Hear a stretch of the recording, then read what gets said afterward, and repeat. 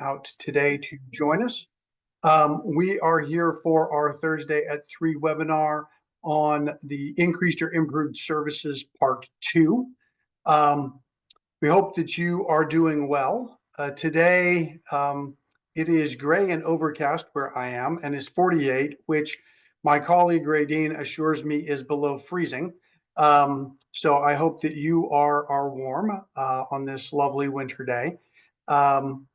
We are here for what is has been argued by my staff to be the most boring webinar that there possibly is.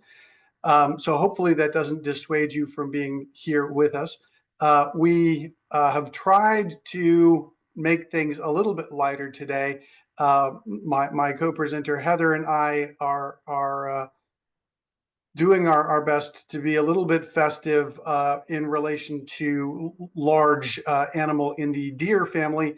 I am wearing my moose sweater, and Heather is sporting a lovely reindeer sweatshirt that she can show you later. Anyway, at this point, we know that you know that this is part of our regular ongoing Tuesday at 2 webinar series. We have 2 left in this series, both of them in January. So this is the last one for 2024. And if it feels like 2024 went by really, really quickly, then you and I are in good company today. The purpose of this webinar is to really go into how to ensure that the increased or improved services section and the components in it are well written so that it's clear to anybody that reads the plan how it is that we are meeting the requirement to increase or improve services for unduplicated students and meet those regulatory requirements. We're also interested here in ensuring that the descriptions that are being provided in a way that is both sufficient but also succinct, because more is not necessarily better. More is sometimes just more. We want to make sure that the descriptions that are being provided are providing the explanations that are needed for folks to understand the context of our actions that are increasing or improving services. And obviously, the intended audience for this is anybody that's going to be working with the increased or improved services section or reading that. So it's a fairly wide audience.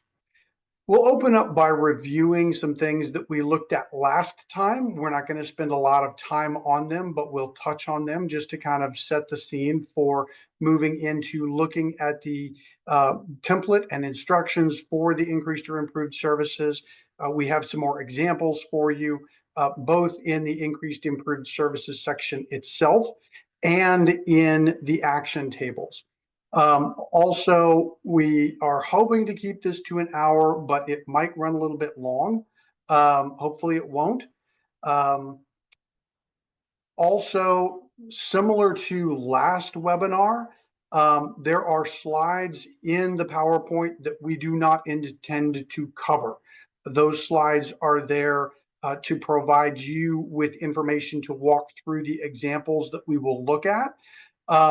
And to have the resources that are there in case you want to use them as part of trainings that you're doing or to show to educational partners so that they can better understand.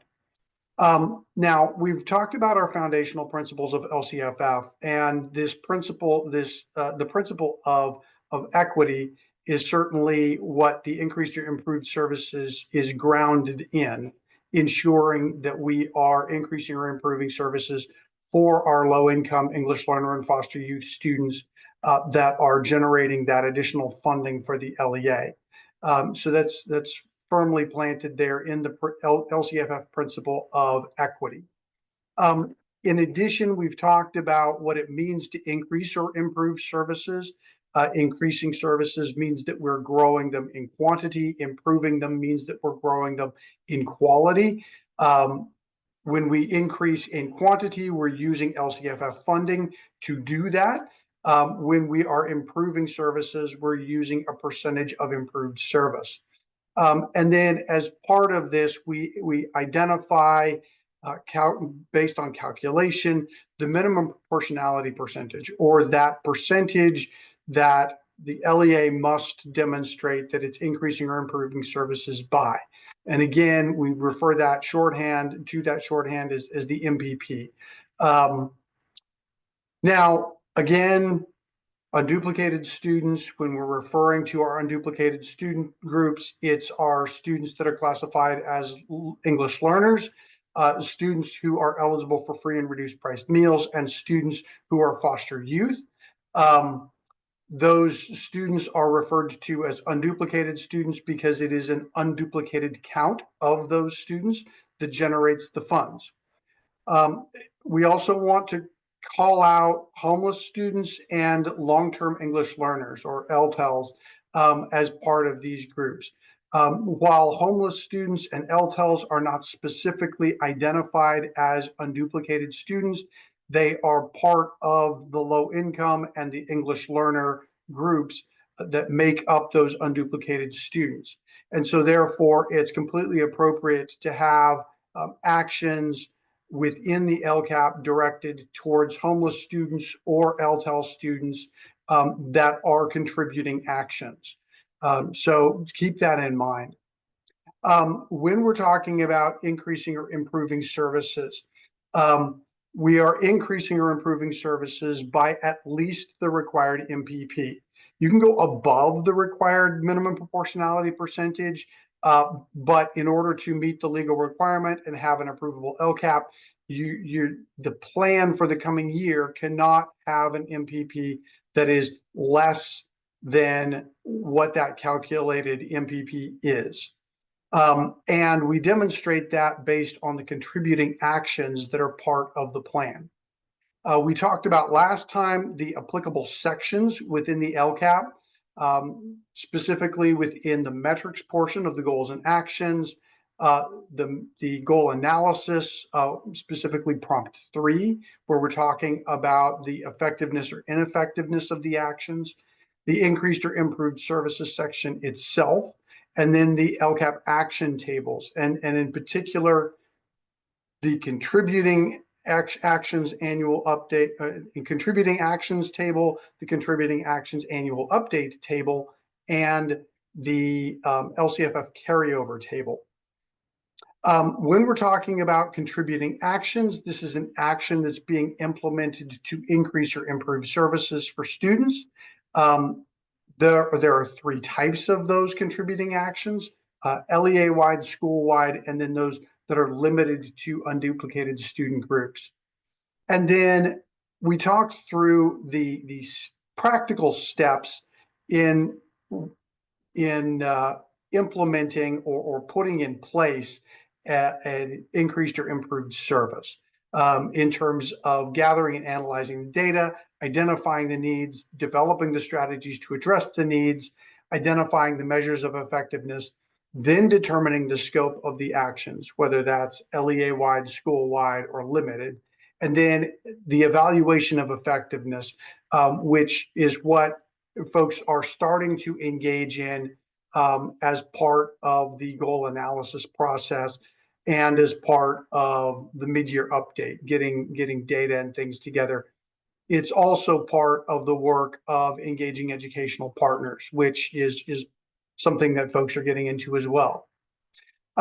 So let's talk about the goals and actions section within the template, specifically the template and instructions. And here we're going to focus on those pieces that are specifically related to the increased or improved services requirement. And so in order to do that, we're going to focus primarily on the measurement, report, and results piece, and also on the goal analysis. So in terms of measuring and reporting results, remember we covered last time that there's a requirement for LEA-wide actions, that each action that's being provided on an LEA-wide basis and is contributing towards increasing or improving services have at least one measure of progress that is identified as being the measure of effectiveness for those actions, and it gets included within the LCAP.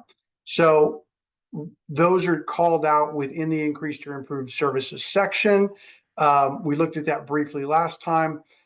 This is where those measures of effectiveness are going to show up. They're going to be reported here in the measuring and reporting results section.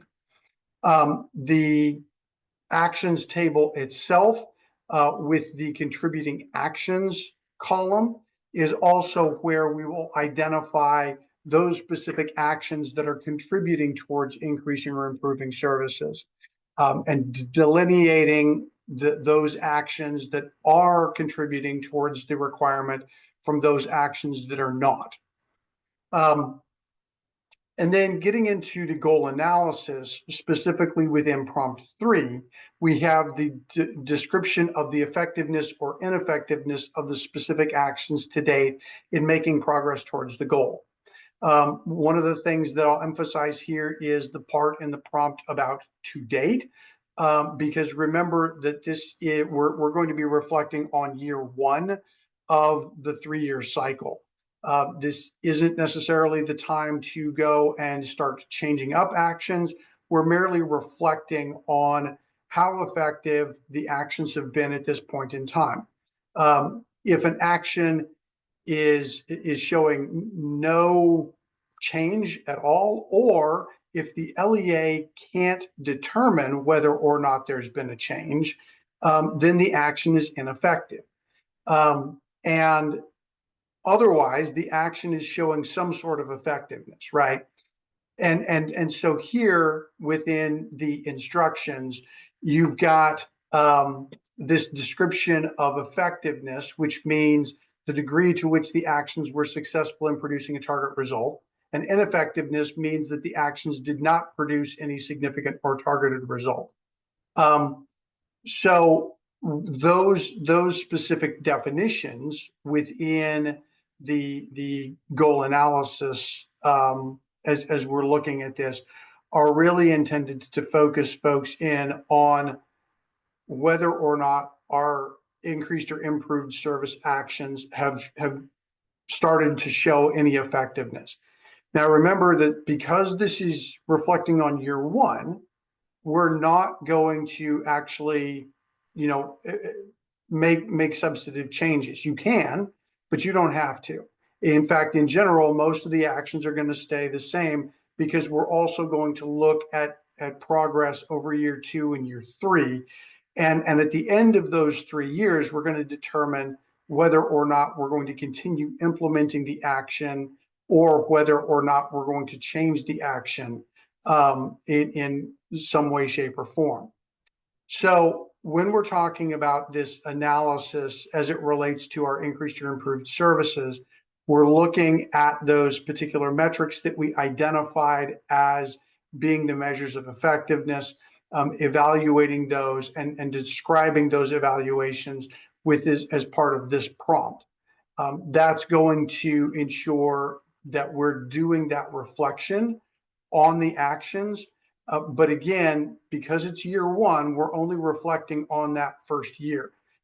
In the coming year, when we're reflecting back on year 2, we're actually going to be looking at both year 1 and year 2 and saying, okay, across 2 years, how effective or ineffective has this action shown to be?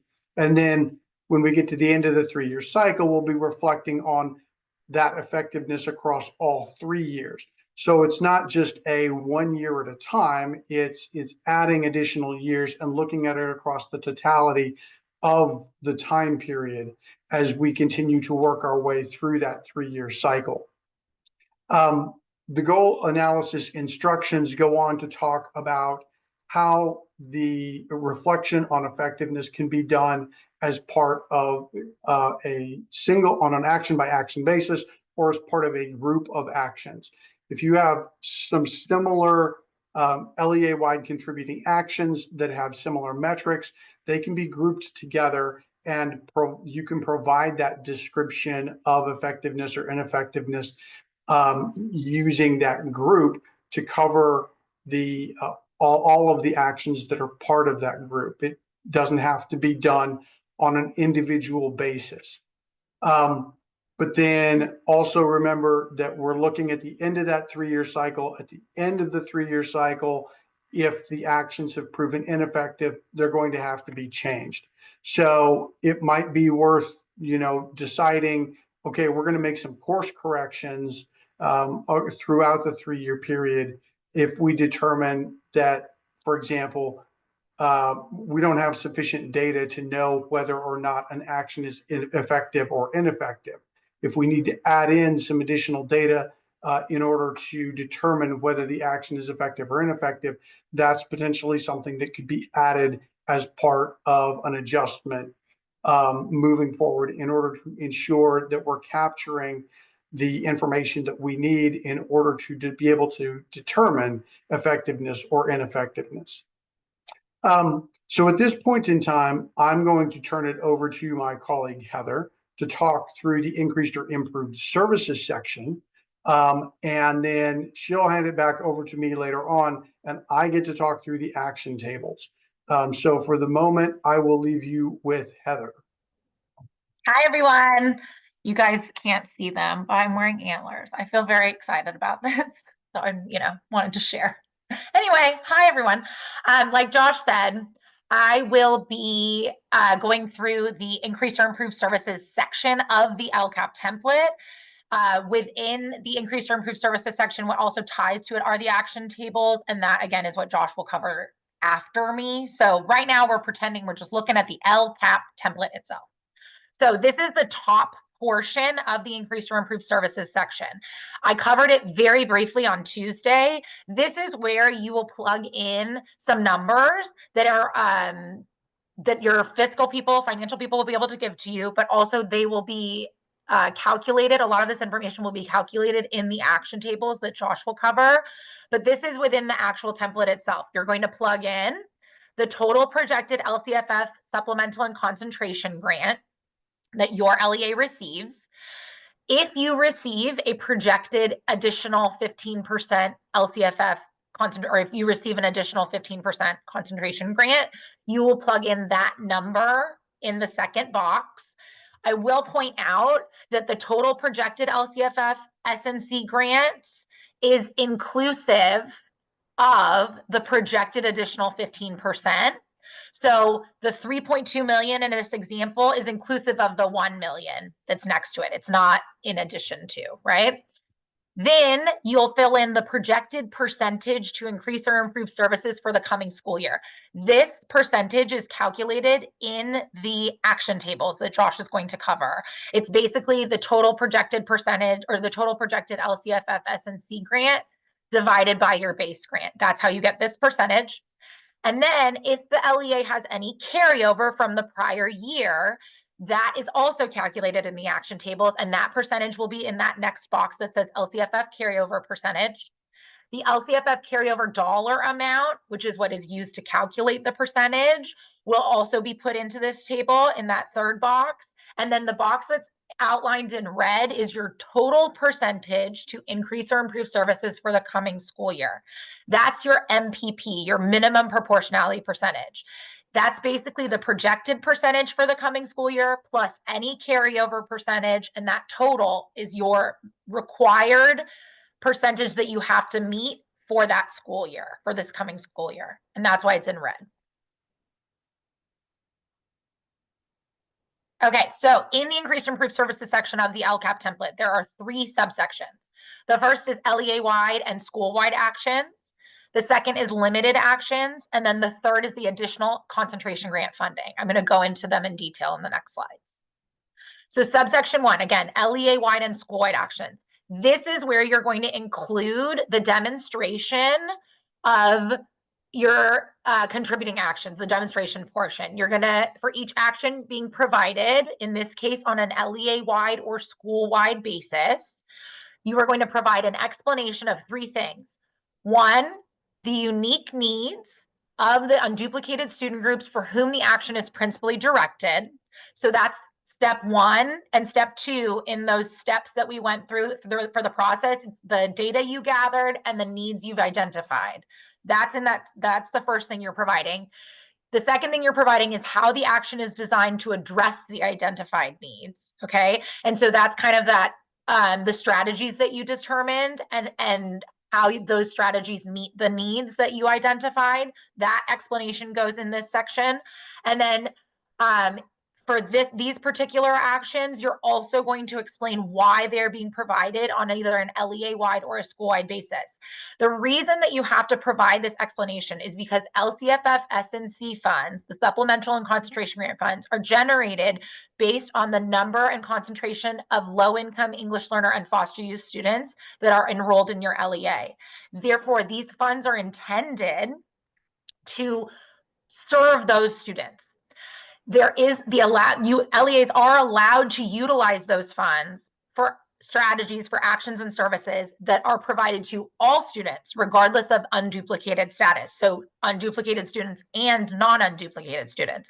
But when an LEA chooses to do that, when an LEA is utilizing the funding that is for unduplicated students for their entire student population, they have to provide an explanation for why. Because again, these funds are meant to bring up the 3 unduplicated student groups. And if you're providing the services to everyone, you have to explain why this particular action is being provided to all students, right? And then the third thing you have to provide is a metric, 1 or more metrics to monitor the effectiveness of these actions.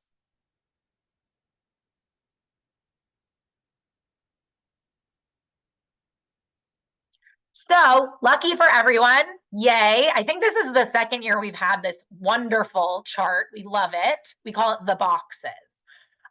So this is a newish edition. If you are new, this is your reality. If you've been here for a while, you know that this section has gone through a crazy evolution over the past 10 plus years. The way we have it now makes it very easy to, or simple to, kind of segment the various aspects of the required explanation. So the first column, you'll see it's the goal and the action numbers. You are allowed to group actions together in the explanation. You can also do it action by action. It's completely up to you guys. So you will put the goal number and the action number, action or actions numbers. Then in that second column, you're going to put your identified needs. Again, if you went through the process of developing the contributing actions, you're just filling this in. You'll have gone through the work of identifying the needs, gathering the data, all of that. This is just where you document that. And then the third column is how the action addresses the needs. And again, if you went through the contributing actions development process, you'll have an explanation for why the action that you developed addresses those particular needs of the unduplicated students. It's kind of a linear 1-to-1. It should be a pretty easy way you can easily correlate the two. And then also for LEA-wide and school-wide actions, you'll provide why the actions are being provided to all students. And then in that last column, you're going to identify the metrics to monitor effectiveness. And again, you can put a metric, the description of the metric, you can put the metric number, you can put both, you can put whatever you'd like, but the idea is that you're identifying at a minimum 1 metric that is in the LCAP that someone who's looking at this section can refer back to determine, to help connect the dots to determine effectiveness of this particular action, of each particular action.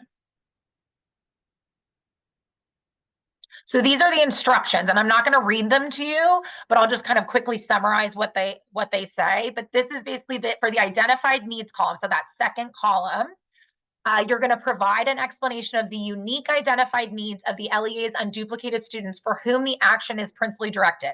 And when we say the words principally directed, what we mean is that the action, because it's being provided to all students, right? And it's being funded with LCFF supplemental and concentration grant funds that are intended to benefit unduplicated students.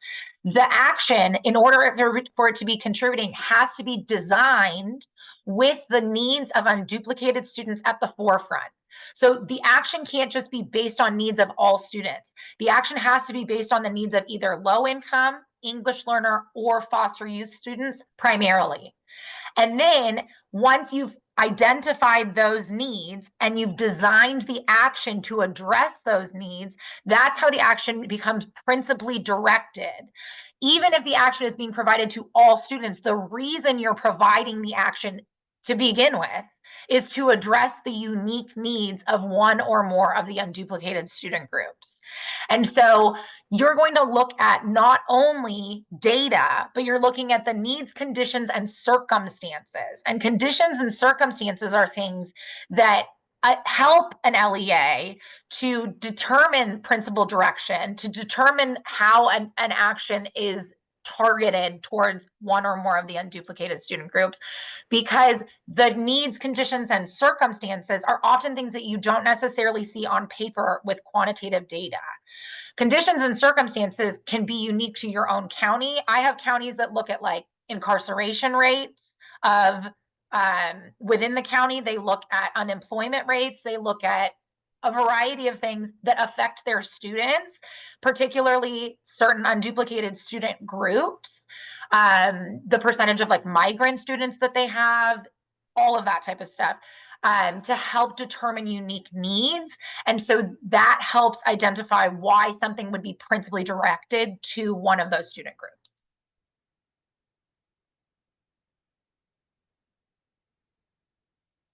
The next column, again, is how the actions are designed to address the needs, and why the action or actions are provided on an LEA-wide basis. So again, if you've done the contributing actions process, the development process, you've identified the needs, and whatever you're doing to address them is pretty self-explanatory. It links. And so you're just kind of connecting the dots for everyone. In this area, you do not need to rehash exactly what is in the action description. The reason that we have the goal and action number as part of this table is for the people who are reading it to be able to say, okay, we're looking at goal 1, actions 1 and 3. And I can go back up to that section, to the goals and action section, and read the more detailed description of what's happening. This section in the increased or improved services portion is really to help connect the dots between the needs and what's being done to address them. And then also, again, why something is being provided to all students. That's the caveat for the LEA-wide and school-wide actions. And then lastly, that last column is the metrics to monitor effectiveness. And a thing to remember is that when you're identifying metrics to monitor effectiveness, you also want to ensure that you're thinking about the goal analysis section during the annual update process, because those metrics that you're identifying, you're going to want to utilize the data that you are reporting on those metrics, like your year 1 and year 2 and year 3 outcomes throughout the LCAP. You're going to want to utilize that information in your prompt 3 responses. So those two things connect. It's something to just keep in mind. Conclusory statements. So we don't see these as much anymore, which is wonderful. I mean, it's after 11 years, we've really worked through a lot of this, but conclusory statements are basically, they're not sufficient for one. Saying something is principally directed and effective doesn't make it so. What makes it so is going through the actual process of identifying needs and determining how to address them, and then figuring out the scope, right, of how the action is going, the needs are going to be met, and how the services are going to be provided. Going through that process is how you determine principal direction, and then figuring out which metrics you're going to use helps determine effectiveness, right? Something that a lot of LEAs struggled with in the past, and again, we've made some really great improvements, but it is still a little bit confusing. Some LEAs get stuck on the fact if they have a high percentage of unduplicated students, they get stuck because they're like, of course we're providing it LEA-wide. We have 100% unduplicated students. And that's fair, but the idea is, when you're developing contributing actions, you're not starting with we have 100% unduplicated students at the forefront of a reason for anything, right? You're starting with the needs. It doesn't matter how many unduplicated students you have when you're developing your contributing actions. When you're identifying needs and when you're determining how you're going to address them, the percentage of unduplicated students is irrelevant. The time that the percentage comes into a factor is when you're determining scope. If you have a high percentage of unduplicated students, then yeah, it makes a lot of sense to provide things LEA-wide, because it doesn't make sense to exclude a small percentage of your population when you're implementing strategies and actions. But you're not starting the process with, oh, we have 100% unduplicated students, so therefore we're doing it this way. No, you want to start with what's the need, how are we addressing it, and then, okay, how are we going to provide these services? What's our scope? Are we going to do this for all students? Are we going to do this just for unduplicated students? That type of thing. So if you avoid starting from, we have 100% unduplicated students, you will avoid making conclusory statements, right? So that's just a tip.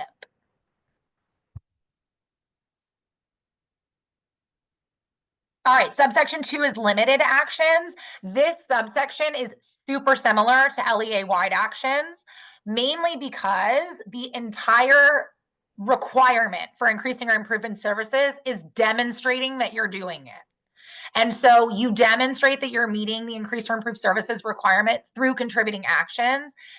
And so both types of contributing actions require demonstration, and the way you demonstrate is through this process. So limited actions, this subsection is almost identical to LEA-wide actions. The biggest difference is limited actions are only provided to unduplicated student groups, so there is no reason for the LEA to explain why. We already know the LCFF supplemental and concentration grant funds are generated by unduplicated students, so that's why they're getting those services, right?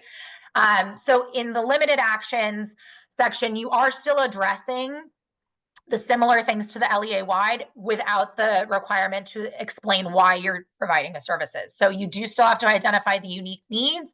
You do still have to identify how the action is designed to address the unique needs of the unduplicated student group or groups. And then you also are still required to have a metric to monitor effectiveness, because you can't demonstrate that you're increasing or improving services without a way to measure it, right? You got to show, and you need a metric.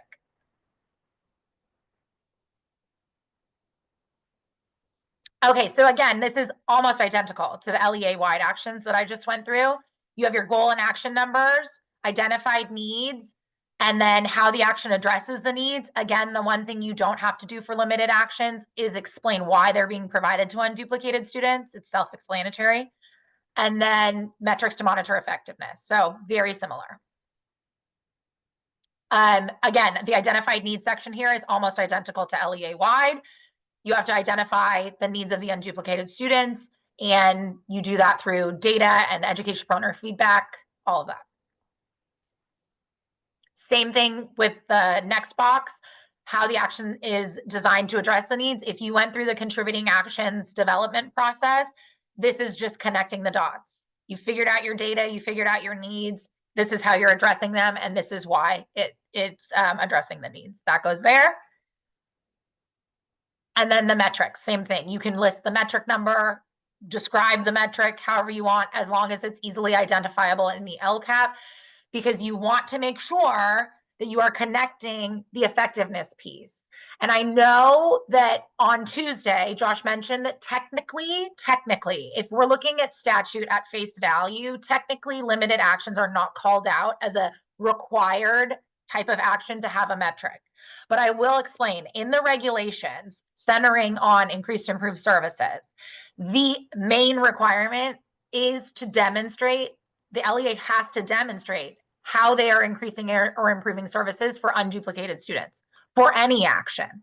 They have to meet minimum proportionality percentage, and they have to demonstrate how they're doing it. And you do that through contributing actions. So any contributing action has to have some way for the LEA to show that it's effective. And how do you determine effectiveness?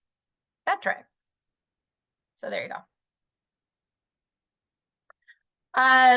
In this particular, the difference with limited actions, there is one additional thing about limited actions that's different than LEA-wide actions, and it's only unique to limited actions. And that is, there's something called a planned percentage of improved services. An LEA can develop limited actions, only limited actions, meaning the action only serves one or more unduplicated student groups. The LEA can develop limited actions that do not have any funding associated with them. Any funding. LCFF funds are what contribute, LCFF supplemental and concentration grant funds are what contribute to meeting MPP. In this case, an LEA can have an action that is limited, that has zero funds, and still have that action be contributing to meet their minimum proportionality percentage. And they do that with a planned percentage of improved services. And so the way that the LEA does this is that, again, the action has to be limited. And the LEA is calculating this planned percentage of improved services based on a methodology. Oftentimes, LEAs will say, we would spend XYZ money on this action, but we have found a way to be able to implement it without spending any money. However, it's still contributing to meeting our increased improved services requirement. And then they calculate, in the absence of funds, the percentage that this action contributes to our minimum proportionality percentage is X, right? And the example on Tuesday that I went through with the Foster Youth Services Coordinator, we're going to go over it again in a minute, is how an LEA would demonstrate through a methodology a planned percentage of improved services. In the limited action subsection, there's a prompt. If you have any actions that have a planned percentage of improved services, no LCFF funds, but have a planned percentage of improved services, you are required to describe the methodology you used to come up with to determine the percentage, the contribution of the action towards the minimum proportionality percentage, towards the MPP. If you don't have a limited action that has a planned percentage of improved services, this prompt does not apply, FYI. But if you do, this is where you will fill out the methodology. So these are the instructions. So basically, if you have any of these types of actions, you would identify the goal and the action number, right? You'd go through your whole explanation in the limited actions table, and then you would provide this additional explanation in the prompt below. And you're explaining, again, the methodology for how you calculated the planned percentage of improved services. And in the instructions, in the actual template instructions, there is a more detailed example and explanation of how to calculate and how a methodology looks that can help you if you're choosing to go this route.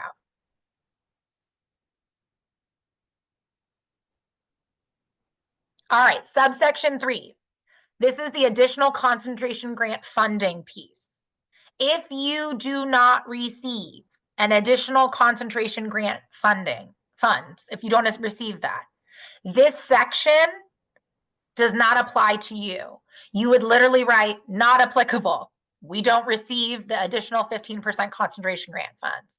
I will tell you, if you are a county office of education that operates an alternative education program, you do not receive this additional funding. You do not. So, county offices, listen, for your county office programs, this does not apply to you. It might also not apply to you if you are an LEA or a charter school if you do not receive the concentration grant funding. So if you know you don't receive it, you can put earmuffs on and you don't have to pay attention. But if you do receive it, this does apply to you. Okay, so here we go. In this section, there's a prompt, and in the prompt, you will describe your plan for how the additional 15% concentration grant funding will be used to increase the number of staff providing direct services to students at schools that have a high concentration, so above 55% of foster youth, English learner, and low-income students as applicable. For those of you that may not remember, this additional 15% concentration grant funding came out a couple years ago, I think. Gosh, it's been a while.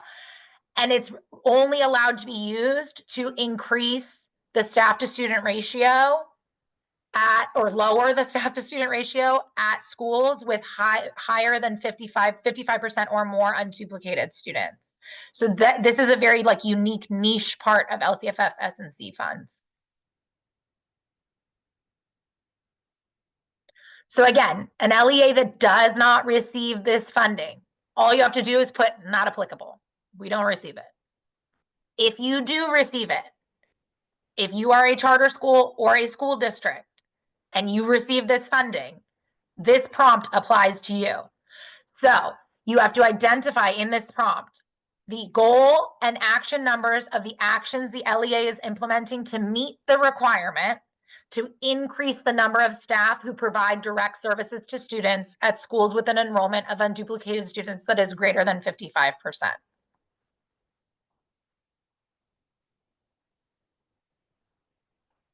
If you are an LEA that does not have comparison schools, which means you are either a single school LEA, like a charter school, a single school district, you just have one school, right? Or you're a district that has multiple schools, but they are all either below the 55% or all above the 55%. So there is no comparison between the types of schools. Then you're going to describe how the funds are being used to increase the number of credentialed staff, classified staff, or both, who provide direct services to students at selected schools, and the criteria used to determine which schools require additional staffing support. So if you don't have comparison schools, you can pick certain schools to increase staffing at, right? But you have to explain why you picked those certain schools. So that's another aspect of this response.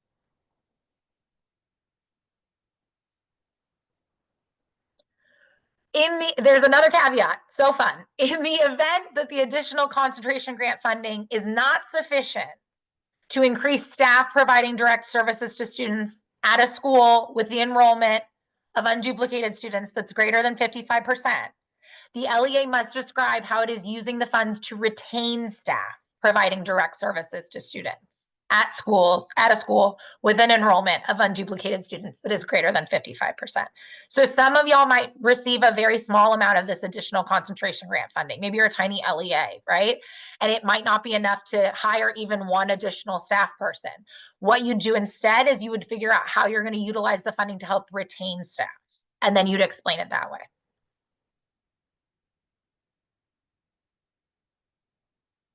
Okay, here's the staff to student ratios table. Now you'll notice this is a comparison chart. This table compares schools with a student concentration of 55% or less unduplicated students and schools with a student concentration of greater than 55% unduplicated students. If you are a single school LEA, like a charter school or a single school district, you don't have schools to compare yourself to. You are the only school. You are the LEA. That's it. So this chart doesn't apply to you. You put not applicable. If you are a district that has all of your schools are under 55% concentration of unduplicated students, you don't have any schools that have over 55%, you also don't have comparison schools. All your schools are under 55%. You have nothing to put in that last column. So you don't complete this chart. Also, if you are a district that has only schools with over 55% unduplicated students, meaning you don't have any schools that are under the 55% threshold, you also don't have comparison schools. This chart does not apply. So the only LEAs that are required to fill out the staff to student ratios table are the LEAs that have comparison schools, meaning you have more than what you have two schools at least. One is 55% or more unduplicated students, and one is 55% or less, or is less than 55%. Then you can compare them.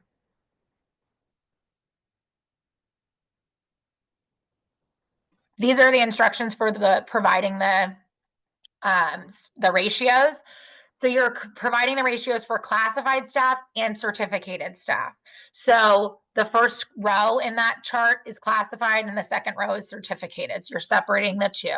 So you're providing the staff to student ratio of classified staff providing direct services to students to students with a concentration of unduplicated students that is 55% or less, and the staff to student ratio of classified staff providing direct services to students at schools with a concentration of unduplicated students that is greater than 55%, as applicable to the LEA. So you're comparing the two for classified staff. LEAs may group schools by grade span, so you can do your elementary schools, your middle schools, and your high schools as applicable to the LEA. And that's an option for you to do. The staff to student ratio also must be based on the number of full-time equivalent staff and the number of enrolled students as counted on the first Wednesday in October of each year, so census day, those are how the ratios are calculated. So it's full-time equivalent staff and the enrollment of students you have on census day. And then the next row is the certificated staff. So again, it's the same type of thing. You're comparing certificated staff at schools with a concentration of 55% or less unduplicated students, and the certificated staff ratios at schools with 55%, with more than 55% unduplicated students. And again, you can group the LEA can group the schools by grade span, elementary, middle, high. And again, the staff to student ratios are full-time equivalent, and the enrollment of students is based on census day.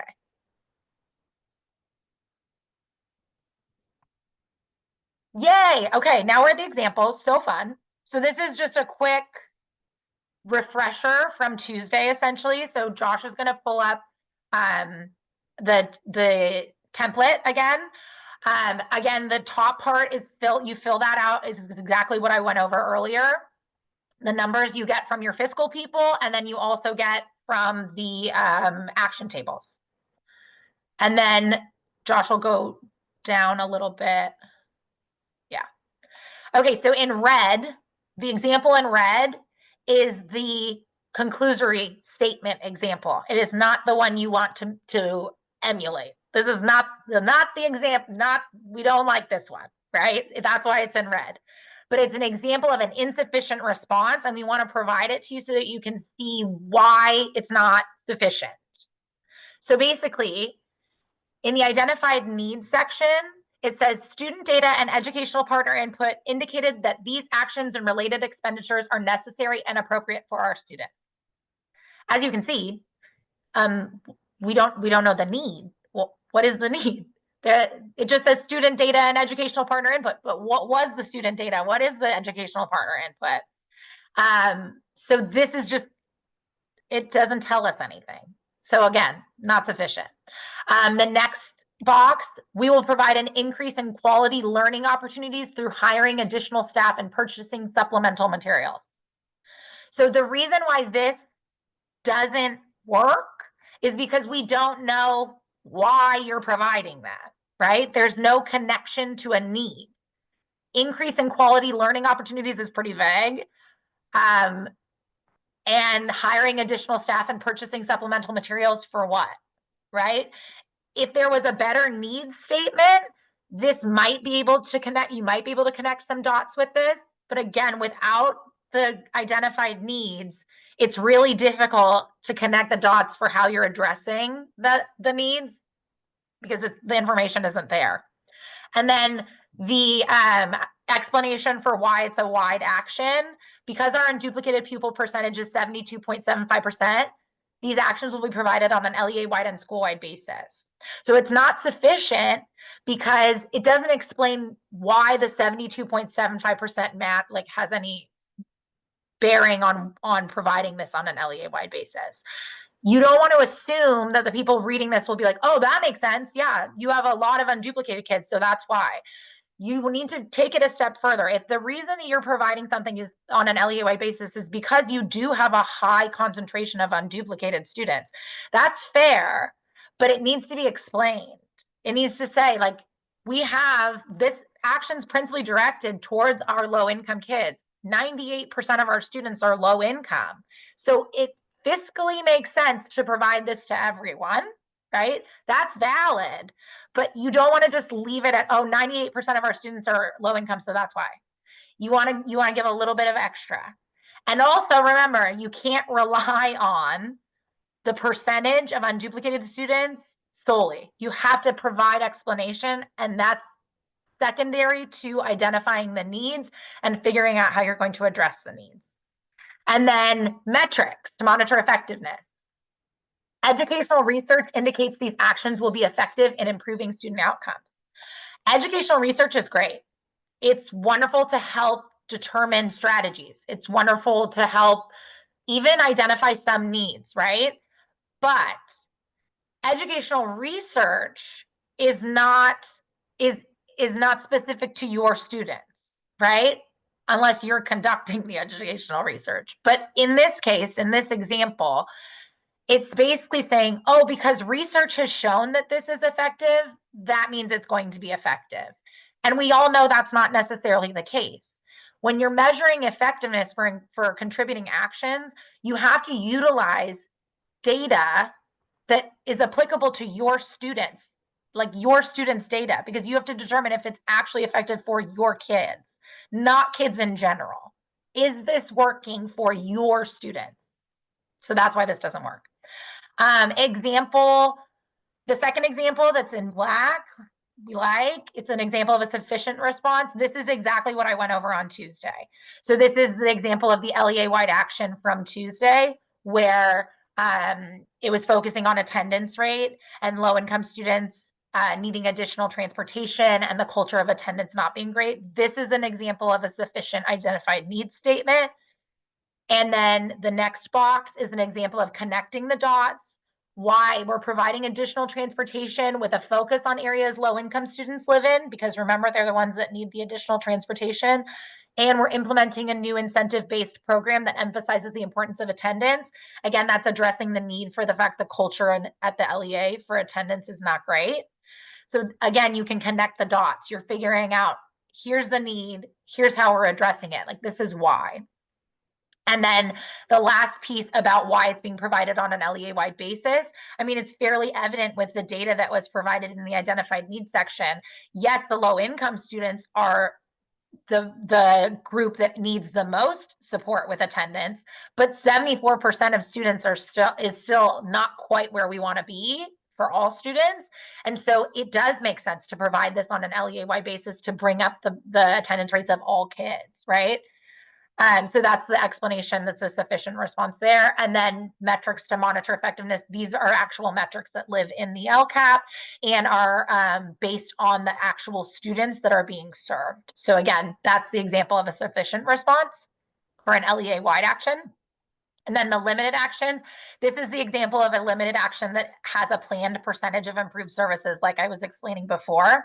In the action tables that Josh is going to go over, you'll see that this type of action would have $0 in the action table, and instead it will have a planned percentage of improved services that you'll input. So this is where this example doesn't have any LCFF funding, but it still contributes to meeting minimum proportionality percentage.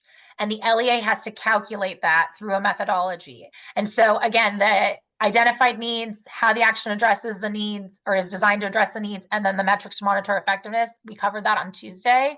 And then the methodology for calculating the percentage that contributes to the MPP is described in the prompt below that. And again, we went over it on Tuesday.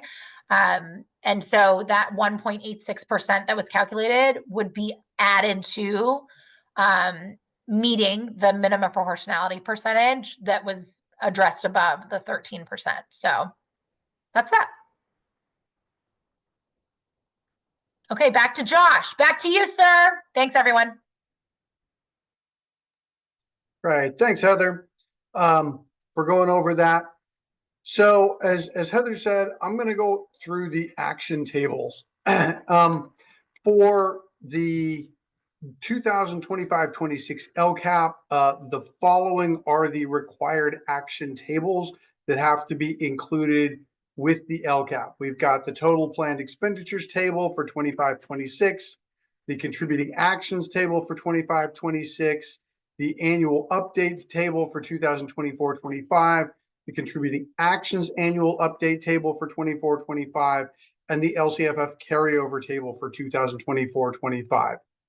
And rather than going through a whole bunch of slides and looking at each individual column and things like that, what I thought I would do is kind of pull up the actual tables themselves and kind of talk through things.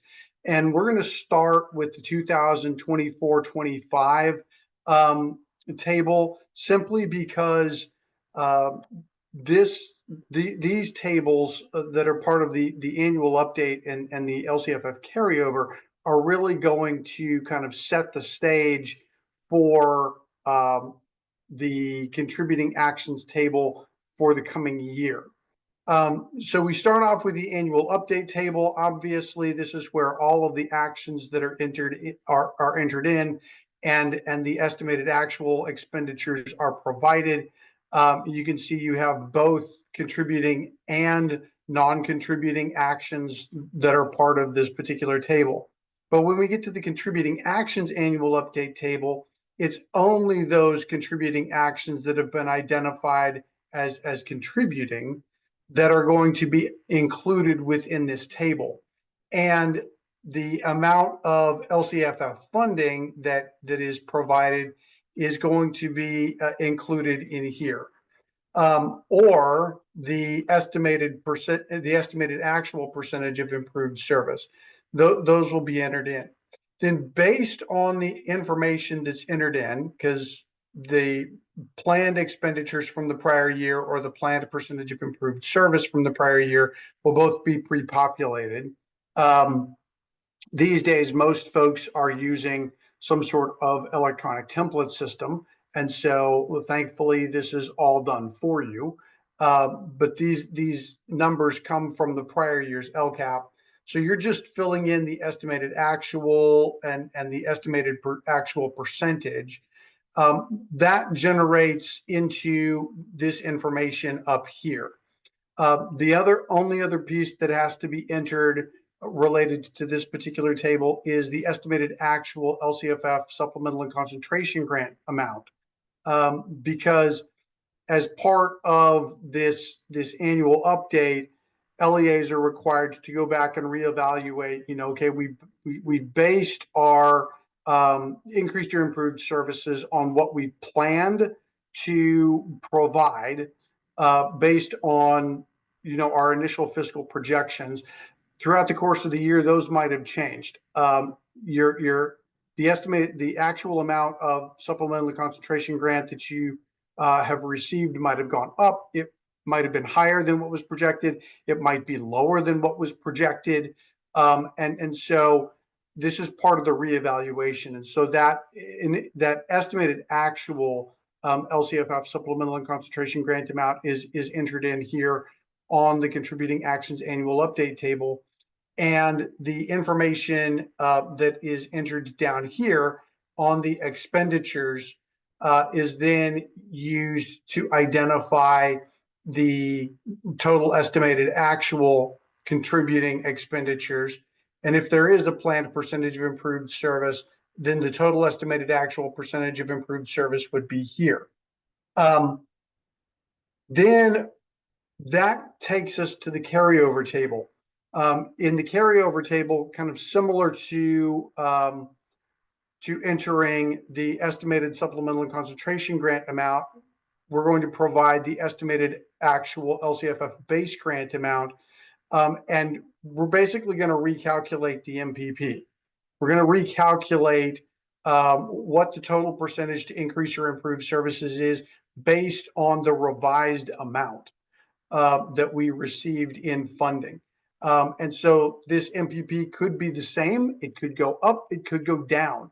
At the end of the day, what we're looking for is to see whether this total percentage to increase or improve services is equal to or less than the estimated actual percentage of increased or improved services.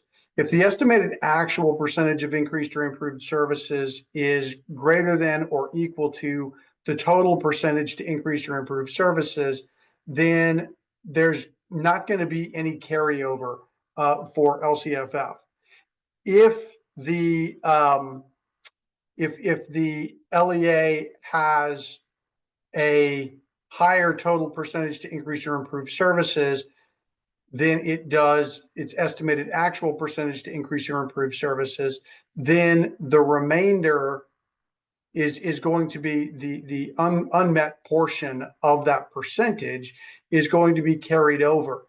And so that's going to identify both the percentage and the proportional dollar amount of that percentage based upon the revised estimated actual base and supplemental and concentration grant funding. And so this information here, the LCFF carryover amount, is then what's going to play into our 2025-26 planned expenditures table. Because in the planned expenditures table, we're going to identify whether or not we have any carryover from the prior year. We're going to calculate our MPP for the coming year based on our projected base and supplemental and concentration grant amounts. Then we're going to identify the percentage of carryover, whether there's a percentage of carryover or not. And then the total percentage to increase or improve services for the coming year is what's going to be provided. And this number here, the total percentage to increase or improve services for the coming year, is that same total percentage that is going to show up here in the table on the increased or improved services field. So all of that is going to align. Then in the total planned expenditures table, LEAs are identifying their actions, the student groups that they apply to, whether or not they're contributing, if they're LEA-wide or school-wide. If the action is not contributing, then the unduplicated student groups are not applicable. They don't show up. Location is filled out for all actions. Time span is filled out for all actions. And then the following fiscal related columns are going to be populated based on the funding that's being used to support those particular actions. There are 4 funding categories, as we've talked about. There's LCFF funds, other state funds, local funds, and federal funds. Remember that for an action to be considered contributing, it has to have LCFF funds associated with it, or it has to have no funding associated with it.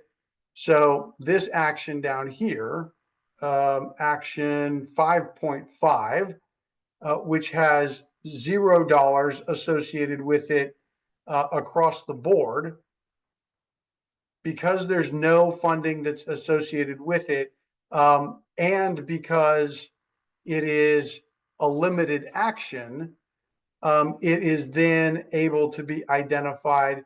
There's able to be identified a planned percentage of improved service. Otherwise, there's not going to be a planned percentage of improved service. It's simply going to be the total funds, and for our purposes, what we're interested in are these LCFF funds, because the LCFF funds are what are going to play over into the 2025-26 contributing actions table. The 2025-26 contributing actions table is going to identify only those contributing actions and the amount of LCFF funds or the planned percentage of improved service that's associated with them. And here we're looking at the total percentage to increase or improve service, which will be the same as on the expenditure table. But then we'll also be looking at the planned percentage to increase or improve service. And this planned percentage to increase or improve service needs to be equal to or greater than the total percentage to increase or improve services.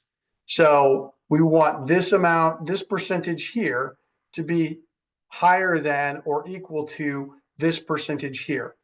If that is the case, if the planned percentage is greater than or equal to our total percentage, then we are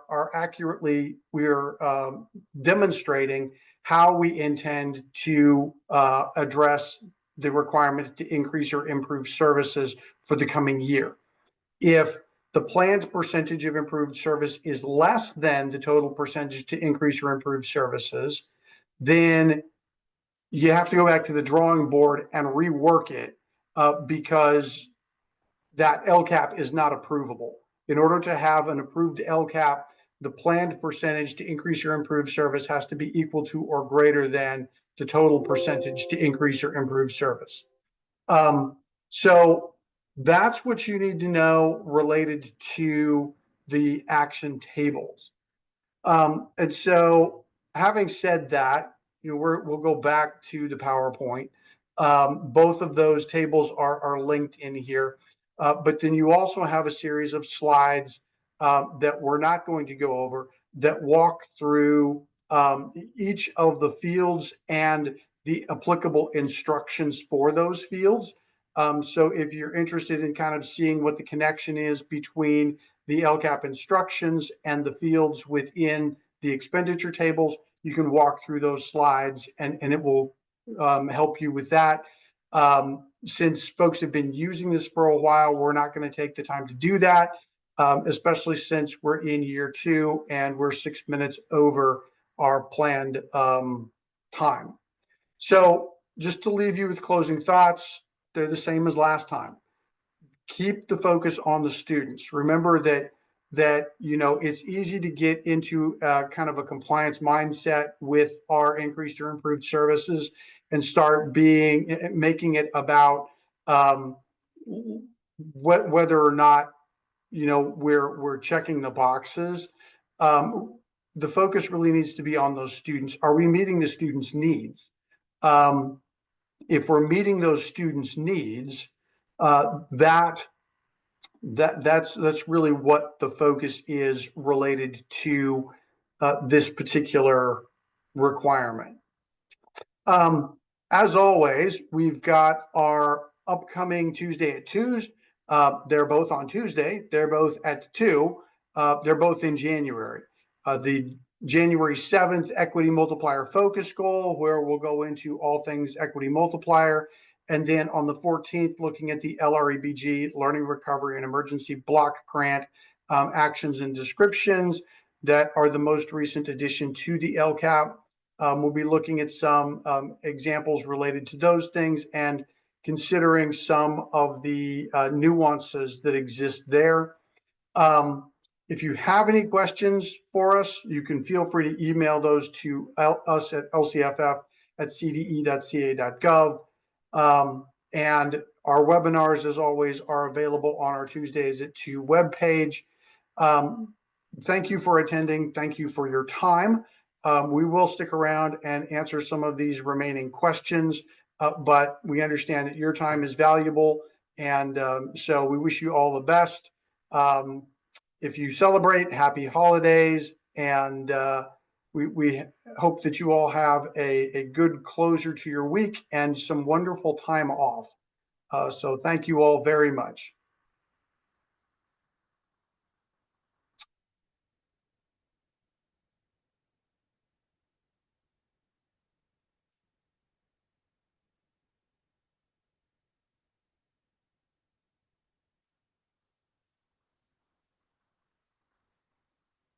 So there's a question, what happens when the estimated actuals per LCAP differ significantly once an LEA closes the books? We don't deal with what happens after the LCAP is adopted. There is no fiscal true up that is part of LCFF.